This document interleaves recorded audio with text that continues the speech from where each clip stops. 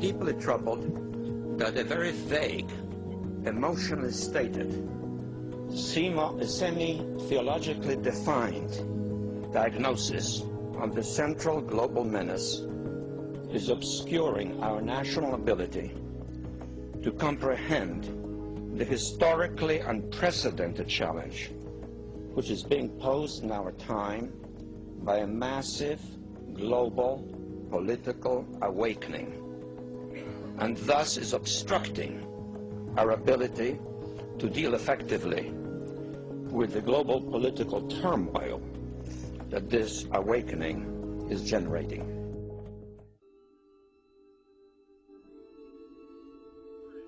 Why do you put mercury in the vaccines? Sodium fluoride in the water? Why? Why do you put cancer viruses in the vaccines? Why have you used depleted uranium now in 4 separate nations? You're arrogant. You have the sickness that elites have had throughout history in their literal and, in some cases, figurative ivory towers. You believe that you're invincible. You will and you are failing now. Your New World Order will fall. Humanity will defeat you. The answer to 1984 is 1776. The president now declaring the H1N1 outbreak a national emergency. The White House says the president signed this proclamation last night. It will allow medical officials to bypass certain federal requirements. Some officials describe this move as being similar to a declaration ahead of a hurricane making landfall. Doctors in Canada are being told to stay away from a batch of 170,000 swine flu vaccines following 6 reports of allergic reactions. The vaccine in question was produced by GlaxoSmithKline. 6-year-old Nakaya Torres is all smiles now, but her mother Naomi Troy is still fuming about a medical mistake at PS 335 in Brooklyn. When the nurse there mistook Nakaya for another student, she was given the H1N1 vaccine without parental consent. She's not a guinea pig. You don't make a mistake with children's lives. Has a lot of questions tonight after he says his son was given the H1N1 vaccination at school without his permission. The child got the vaccination from Montgomery County health officials at Camargo Elementary School. But his dad says the child has other health issues that make this vaccination potentially dangerous. A Northern Virginia family dealing with a stunning turn of events. Their healthy, athletic son suddenly comes down with a debilitating illness. They believe it's connected to a swine flu vaccine he got 24 hours earlier. Thursday afternoon, he got his flu shots. By 10 o'clock Friday morning, he had chills and started feeling weak. And by 4 that afternoon, he was having spasms. A 4-year-old Rochester boy is recovering tonight after nearly dying after being vaccinated for H1N1. Governments do like epidemics and just seem to like war, really. It's a chance to impose their will on us and get us all scared so that we huddle together and do what we're told. A lot of people out there who've reported adverse reactions already. In Sweden, those adverse reactions have included 8 people who died in the days after receiving GlaxoSmithKline's Pandemrix vaccine. And there's so much data out there that concerns me, and a lot of what vaccines are made out of. A lot of the toxic elements that are actually in vaccines. Harry Emmons got a tetanus and a pneumonia shot in June. Now he's in a wheelchair, his legs paralyzed, his arms weak. The shots caused Guillain-Barré syndrome. Very low concentrations of mercury were added to the culture medium for 20 minutes. Over the next 30 minutes, the neurite membrane underwent rapid degeneration, leaving behind the denuded neurofibrils seen here. Diluted a lot and still have enough to suppress the immune system, especially if you got 2 vaccines or 3 at one time. Now you're asking people to get 3. That's a tough sell. Oh, well, Meredith, I think you hit the nail on the head. This is going to be a public relations, trust your government and your health officials, public campaign. Public campaign.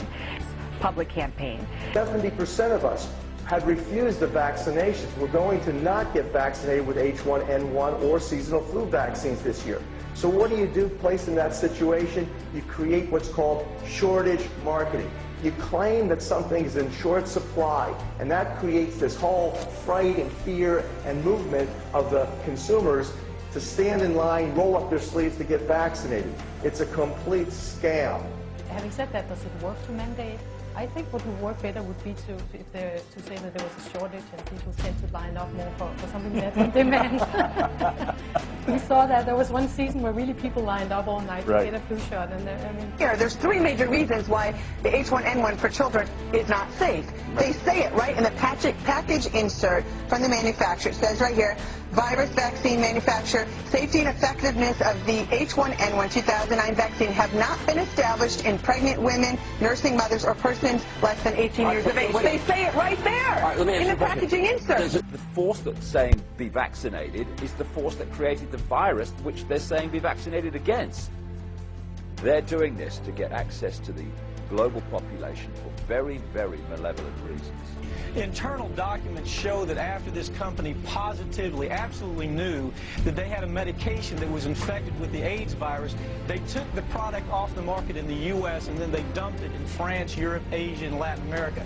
The medicine's called Factor VIII. It was an injection medicine that was used for hemophiliacs, mostly children. Children had been born with an incurable disease. Hold on, Mike. So, hold on. So you're telling me that Bayer knew that this drug was infected with the AIDS virus, they yanked it from the market in America, and then they dumped it in markets overseas? They had to figure out a way, Joe, to make a profit on a product that they could not sell in America. So they made a huge profit. They do not want you to think too much.